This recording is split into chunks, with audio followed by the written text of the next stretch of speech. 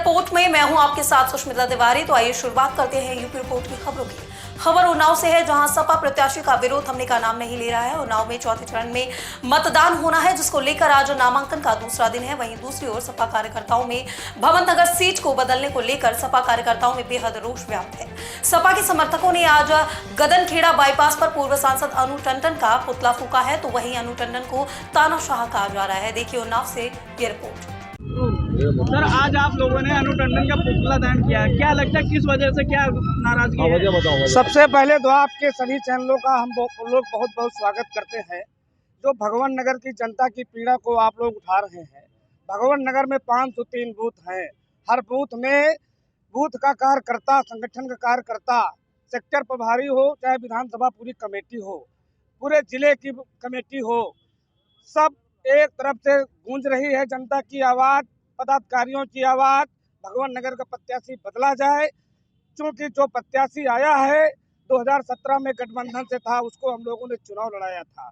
जिस दिन से चुनाव वो हारा था, उसके बाद से पूरी कार्यकारिणी भंग कर दी गई थी। सक्रिय सदस्य बनाए गए थे हर विधानसभा में 300-300। उनसे पूछा जाए, किसी सक्रिय सदस्य को आप जानते हैं? किसी बूथ अध्यक्ष को आप जानते हैं? किसी पदाधिकारी को आप जानते हैं? और वो कहते हैं कि ये जो लोग पुतला फूंक रहे हैं, जो लोग हंगामा कर रहे हैं, ये पार्टी के नहीं है। उनसे पूछा जाए, उनके पिताजी आज भी कांग्रेसी अंगूठा डालते हैं। ठीक है, उनको सबक सिखाने के लिए हर गांव-गांव में आग लग चुकी है। उनको काले झंडे दिखाए जाएंगे, हर गांव-गांव से वो खेदे जाएंगे। माननीय राष्ट्रीय अध्यक्ष जी ने मुझे बुलाया था। हमारी मुलाकात राष्ट्रीय अध्यक्ष जी से 25 तारीख को शाम को रात में 10:30 बजे हुई थी। उन्होंने पूछा था, बेटा क्या नाम है आपका? मैंने अपना नाम बताया था, मेरा नाम अनूप यादव है। कहा क्यों पुतला फूंका है? मैंने कहा भैया, जिसको आपने दिया है वो परिवार 9 बार से चुनाव हार चुका है। उनके बाबा 3 बार हारे हैं, 3 बार उनके पिताजी हारे हैं, 3 बार ये भी हारे हैं। इनको गठबंधन से लड़ाया था। उसके बाद से आज तक उन्होंने किसी कार्यकर्ता से कोई संपर्क नहीं रखा। ब्लॉक प्रमुख चुनाव में उसने पार्टी का विरोध किया, जिला पंचायत के चुनाव में उन्हें सारे सदस्यों का विरोध किया। और जिस दिन से वो प्रत्याशी घोषित हुआ है, उसके साथ कौन सा समाजवादी का पार्टी का पदाधिकारी कोई अगर दौड़ा कर रहा हो तो बताओ मुझे। और उनको हर बूथ में, हमारे बूथ के 503 बूथ अध्यक्ष हैं। बूथ कमेटी हम लोगों ने बनाई है। 5 साल तक संघर्ष हमारे संगठन की मेहनत किया है। माननीय जिला अध्यक्ष, माननीय विधानसभा अध्यक्ष की अनुमति से हम लोगों ने जमीन पे काम किया है। और वो कांग्रेसी लोग इस समाजवादी में कांग्रेस वाला वर्चस्व पार्टी द्वारा। क्या नाम है आपका? आशुतोष सिंह। सर, किस पद पे हैं? मैं विधानसभा उपाध्यक्ष हूँ भगवान नगर का। सर, आज अनु टंडन जी का पुतला दहन किया गया है, क्या लगता है कि क्या नाराजगी है? नाराजगी यह है कि किसी से पूछा नहीं गया, ना ही संगठन से पूछा गया है, ना ही हमारे जिला अध्यक्ष महोदय से पूछा गया, ना ही हमारे विधानसभा अध्यक्ष से पूछा गया, ना ही किसी भी कार्यकर्ता से पूछा गया है। अनु टंडन की तानाशाही से यह टिकट दिया गया है। हम लोग ये चाहते हैं कि जो हमारी पार्टी द्वारा सर्वे करवाया गया है, वो सर्वे निकलवाया जाए और उसके आधार पर जिताऊ कैंडिडेट को टिकट दिया जाए। जो इस टाइम कैंडिडेट है, क्या जीतने लायक कतई नहीं जीतेगा। उसका सगा चाचा का लड़का कांग्रेस से लड़ रहा है, उसका सजाती बसपा से लड़ रहा है। कैसे जीत जाएंगे? ये 2 बार तो खुद ही चुनाव हार चुके हैं। इनके पिताजी 2 बार चुनाव हार चुके हैं, इनके बाबा हार चुके हैं, लगातार हार रहे हैं। हम लोग एक बार गठबंधन से भी लड़वा चुके हैं। ये चुनाव नहीं जीतेंगे, किसी भी हालत में चुनाव नहीं जीत सकते हैं। मैं राष्ट्रीय अध्यक्ष से यही रिक्वेस्ट करना चाहता हूं कि जो हमारा सर्वे हुआ था, उस सर्वे के आधार पर जिताऊ कैंडिडेट और टिकाऊ कैंडिडेट को टिकट दिया जाए, तभी हम लोग लगेंगे। वरना काला झंडा दिखवाएंगे, इनको गांव-गांव जाके भगाएंगे। ये कार्य हम लोग करेंगे। जी, एक क्वेश्चन है कि 5 अच्छाइयाँ बता दीजिएगा मुझे सपा सरकार की या फिर किसी भी सरकार की। सपा सरकार। उत्तर प्रदेश सरकार के उप मुख्यमंत्री दिनेश शर्मा चुनाव को लेकर अलीगढ़ की विधानसभा अतरौली और बरौली विधानसभा में प्रभावी मतदाता संवाद कार्यक्रम को संबोधित करने के लिए पहुंचे हैं। मंच से संबोधन करते हुए दिनेश शर्मा ने कहा कि यूपी में काबा, यूपी में बाबा, एमयू में जिन्ना की फोटो लग सकती है, लेकिन महेंद्र प्रताप की फोटो मूर्ति नहीं लगी थी। तो वहीं उन्होंने कहा कि अब अलीगढ़ में राजा महेंद्र प्रताप सिंह यूनिवर्सिटी बन रही है। साथ ही उन्होंने कहा कि अब अलीगढ़ बदल रहा है। देखिए अलीगढ़ से हमारे संवाददाता यास्मीन की इस रिपोर्ट के जरिए। नगरी पे हाईपैड दिनेश शर्मा जी का आ चुका है। उप मुख्यमंत्री दिनेश शर्मा फिलहाल अब सबके बीच में हैं और आपको बता दें कि संदीप जी और बाकी सभी नेता कार्यकर्ता उनको लेकर सीधे बरौली और रतरौली का जाकर संवाद करेंगे। वो वहां जाकर लोगों से डोर टू डोर संवाद करेंगे। दिनेश शर्मा जी आज यहाँ अलीगढ़ में मौजूद हैं। आगे की क्या उनकी रणनीति रहेगी ये बात हम आपको बताते रहेंगे। एंकर 4 खबर बुलंदशहर की है, जहां खुर्जा नगर में शहरों में एक पॉटरी की छत गिरने से बड़ा हादसा हो गया है, तो वहीं छत पर अधिक मात्रा में वजन होना हादसे का कारण बताया जा रहा है। इस हादसे में आधा दर्जन से अधिक लोग दबे होने की आशंका भी जताई जा रही है। देखिए बुलंदशहर से हमारे संवाददाता जावेद खान की इस रिपोर्ट के जरिए। में छत गिरी है सर, क्या अब तक वो हो रहा है? ये खुर्जा इंडस्ट्रियल एरिया में महाशक्ति पॉटरी की छत गिरी है और उसमें 3 लोगों के दबे होने की आशंका थी। इसमें 2 लोगों को रेस्क्यू किया गया, उन्हें हॉस्पिटल भेजा गया है। अभी 1 लोगों के और दबे होने की आशंका है। मैं और डीआईजी साहब स्वयं मौके पर, हमारी पूरी टीम उसी समय से यहाँ मौके पर है और एनडीआरएफ को भी हम लोगों ने बुलवाया है गाजियाबाद से। वो अभी कुछ ही क्षणों में यहाँ पहुँच जाएगी, क्योंकि उसके अंदर बहुत सारा मटेरियल भरा हुआ है और 2-3 मंजिला फैक्ट्री है, ऊपर की छत नीचे आई है। तो टेक्निकल तरीके से एनडीआरएफ उसको निकालेगी। बाकी हमारी टीम लग करके मौके पर राहत बचाव कार्य कर रही है। कोई हादसे की भी सूचना है सर? अभी 2 लोगों को हम लोगों ने हॉस्पिटल भेजा है, कैलाश हॉस्पिटल भेजा है और अभी हम लोग यहाँ से हॉस्पिटल ही जाएंगे। उसके बाद ही कहने की स्थिति में होंगे। हम लोगों ने हॉस्पिटल में बता दिया है कि उनकी पूरी तरीके से प्रॉपर ट्रीटमेंट हो, पैसे की चिंता न की जाए, पूरी तरीके से आयुष्मान के तहत उनको पूरा। 2 लोग यहाँ घूम रहे हैं जो कह रहे हैं कि हमारे परिवार के लोग नहीं मिले। अभी 2 परिवार ऐसे हैं। अभी मैंने कहा कि छत नीचे गिरी है, एनडीआरएफ की टीम आ रही है और जो भी एक जो इनके मैनेजर हैं उनका कहना था कि 3 लोग काम कर रहे थे, जिसमें से 2 लोग कर लिए गए हैं। एक अभी ढूंढा जा रहा है और बहुत ही जल्दी ही इसका रेस्क्यू का कार्य पूरा कर लिया जाएगा। प्राथमिक जांच में क्या सामने आया सर? क्या मानकों के अनुरूप काम कराया जा रहा है लेबर से? अभी चूंकि फैक्ट्री संचालित है, आप भी जानते हैं, फैक्ट्री में जो कप प्लेट या अन्य चीज़ें इंसुलेटर निर्माण का कार्य चल रहा है और चूंकि फैक्ट्री काफ़ी पुरानी है तो अभी ये कहना कि मानकों के अनुसार उनसे काम कराया जा रहा है, नहीं कराया जा रहा है, निश्चित रूप से ये सारी फैक्ट्री रजिस्टर्ड है और लेबर लॉज के तहत ही कार्य कराया जा रहा है। दुर्घटना हुई है और दुर्घटना बहुत ही दुर्भाग्यपूर्ण है और इसकी पूरी तरीके से हम लोग तह तक जाएंगे और अगर कोई कहीं कमी बेसी है तो उसकी जिम्मेदारी निर्धारित की जाएगी। 2 दिन पहले सपा से बागी हुए पूर्व विधायक अजय यादव को बसपा ने एटा सदर विधानसभा 104 से प्रत्याशी घोषित कर दिया है, तो वहीं सदर विधानसभा 104 से बसपा प्रत्याशी बने अजय यादव ने कलेक्ट्रेट पहुंचकर नामांकन किया है। देखिए एटा से हमारे संवाददाता मोहम्मद आसिफ की रिपोर्ट के जरिए। नामांकन दाखिल किया है एटा विधानसभा से, क्या कहना चाहेंगे?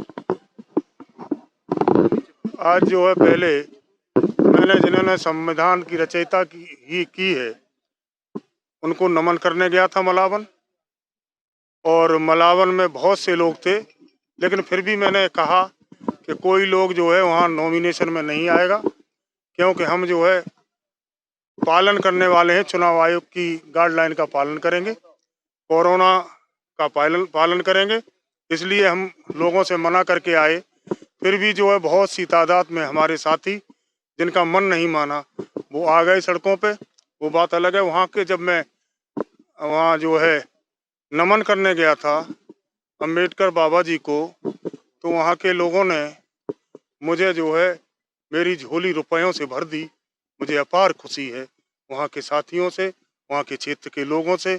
और जो सवाल है कि क्या करना है मुझे आगे चल के, ये जो है सारी बातें मैं थोड़ी देर में आपको वहाँ मैं चाहता हूँ एक जगह एकत्रित हो लें तो मैं सारी बातें बताऊँ। अच्छा, आप अपनी तो लड़ाई है वो किससे मान के चल रहे हैं? हम चुनाव लड़ रहे हैं। कोई प्रत्याशी निकटतम कौन है आपके? कुछ नहीं, हम तो बीजेपी से या सपा से? अरे कोई टक्कर में ही नहीं है मेरे भाई। कुछ उत्तेजित कार्यकर्ताओं द्वारा अभी कुछ वीडियो वायरल हुए हैं जिनमें पुतला दहन किया गया है राम गोपाल जी का। अभी ये नहीं मैं कह सकता हूँ, मैंने अभी देखा नहीं है। अच्छा, ये बताइए, आपने अंत समय में समाजवादी पार्टी छोड़ दी, इसका मुख्य कारण क्या रहा? वो सारी बातें आपको पता है। आप खुद बताइए ना।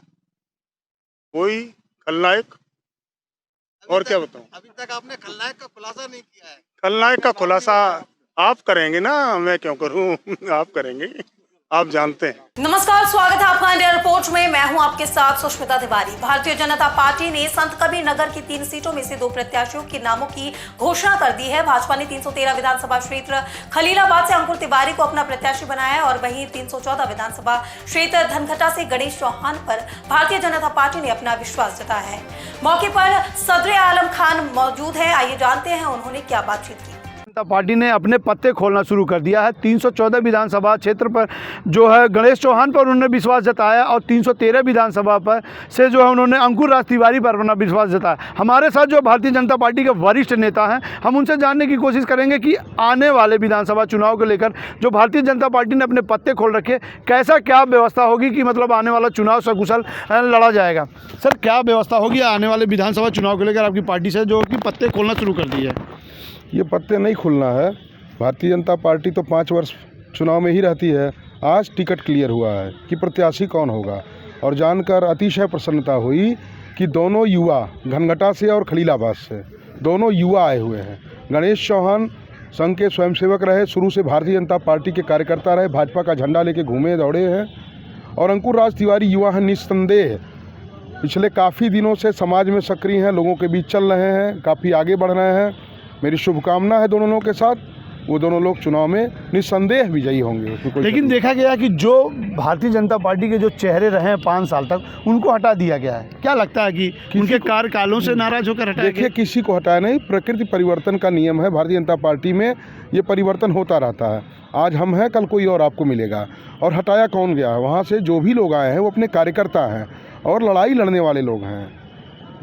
निस्संदेह भारतीय जनता पार्टी का जो काम है, भारतीय जनता पार्टी की नीति रीति है, उस पर हमारा मतदाता अडिग है। और ये जो दोनों नाम आए हैं, ये दोनों युवा हैं, कुछ करने की ललक है इनके अंदर, जज्बा है। और निस्संदेह इनका यह जो कार्यकाल होगा, यशस्वी कार्यकाल होगा, ये जीतेंगे और एक नई इबारत लिखेंगे संत कबीर नगर की इन दोनों विधानसभाओं में।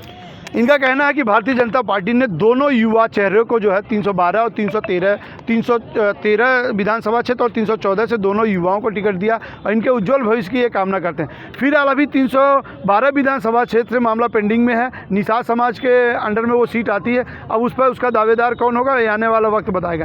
इंडिया रिपोर्ट से संत कबीर नगर से मैं सदर आलम खान।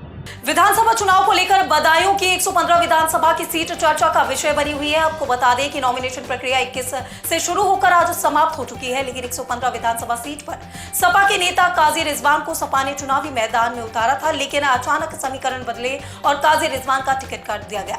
तो वहीं जाने माने उद्योगपति समाजवादी पार्टी से हाजी रईस अहमद ने अपना नामांकन कर सभी चर्चाओं पर विराम लगा दिया है। देखिए बदायूं से हमारे संवाददाता अखिल खान की इस रिपोर्ट के जरिए। पहले आप इस चीज़ पे क्या कहेंगे, इतना वक्त क्यों लगा? मैं सबसे पहले तो जो हमारे राष्ट्रीय अध्यक्ष हैं माननीय अखिलेश यादव जी, उनका शुक्रिया अदा करता हूं। और काम बहुत था और एक अच्छे सही कैंडिडेट की पार्टी के लिए ज़रूरत थी। उन्होंने चुनाव किया, इसके लिए मैं उनका शुक्रिया अदा करता हूं। उन्होंने हमारी बदायूं की जनता के लिए यहाँ पर काम करने के लिए मुझे भेजा है और मुझे पूरा विश्वास है हमारी बहुत ही बड़े बहुमत से विजय होगी। हम यहाँ जनता के जितने भी हित के अच्छे काम होंगे हम काम करेंगे यहाँ पर। नहीं, जैसे आपसे पहले एक कैंडिडेट ने अपने आपको कैंडिडेट डिक्लेयर कर दिया था, काजी रिजवान ने, उसके बाद फिर आपका नाम आया। उन्होंने डिक्लेयर नहीं किया। यहाँ के लोगों में काफी अभी तक संशय रहा। आज सारे संशय दूर हो गए ना, तो बस।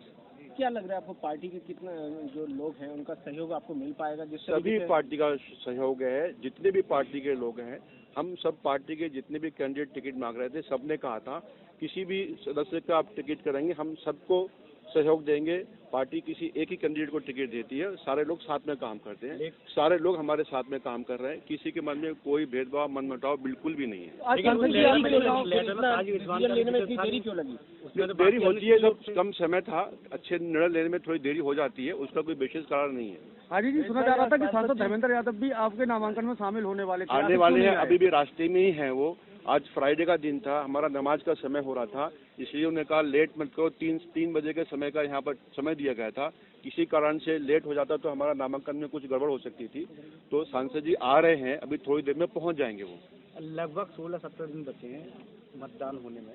इतने कम वक्त में आप कैसे अपने आप को लोगों के जनता पहले से ही मन बना चुकी है समाजवादी को जिताने के लिए, उसमें कुछ काम करने की ऐसी कोई बात ही नहीं है। सब जानते हैं, भली बात जानते हैं और बहुत बड़ी जीत होगी। जनता पहले से मन बना के बैठी हुई है, उसमें कोई शक नहीं है सर। ठीक। यहाँ का ही है, वे काम करने के लिए, नौकरी करने के लिए, कारोबार करने के लिए सब जाते हैं। नहीं, ये भी कहा जा रहा है आपका टिकट मुंबई से हुआ है। मुंबई से कहाँ है? मुंबई राजधानी थोड़ी है उत्तर प्रदेश की। कहा गया कि अबू आजमी साहब का इसके पीछे बहुत बड़ा रोल रहा कि आपको टिकट कराया गया। ऐसी कोई बात नहीं है। पार्टी उसी कैंडिडेट को टिकट देती है जो डिजर्व करता है, जो जनता में पॉपुलर होता है, जनता जिसको चाहती है करके। तो आपको क्या रहेगा, क्या विकास के लेकर आपकी क्या विकास के लिए खास करके मुझे अखिलेश यादव जी ने कहा है कि बदायूं का काम आपको रईस भाई संभालना है, एक नया शहर बनाना है जिसमें हर तरह की सुख सुविधाएं हों, अच्छे अस्पताल हों, अच्छी सड़कें हों, अच्छे स्कूल हों, स्वास्थ्य की सेवाएं हों, लोगों के लिए मनोरंजन के लिए अच्छे पार्क हों, इस तरह के सारे काम हम यहाँ पर तो नए विजन को लेकर क्या नया विजन आपका क्या रहेगा जो सबसे अलग हटके आपने बदायूं के लिए सोचा? देखिए, सब विकास की बात करते हैं, अब तक विकास हुआ नहीं यहाँ पर। विकास की बात करना अलग है, उस पर अमल करना अलग चीज़ होती है। हम 6 महीने के अंदर दिखा देंगे हम कितना काम कर रहे हैं, ये हम आपके सामने भी वादा करते हैं। आप इसको रिकॉर्ड कर लीजिए। हमारे जीत होने के बाद में, पार्टी सत्ता में आने के बाद में, जब माननीय अखिलेश यादव जी मुख्यमंत्री बन जाएंगे यहाँ के, 6 महीने के अंदर आपको बदायूं की शक्ल सूरत बदली नजर आएगी, ये मैं आपसे वादा करता हूँ। यूपी रिपोर्ट की खबरों में फिलहाल मेरे साथ बस इतना ही। आगे की और तमाम अपडेट्स के साथ बने रहिए और देखते रहिए इंडिया रिपोर्ट।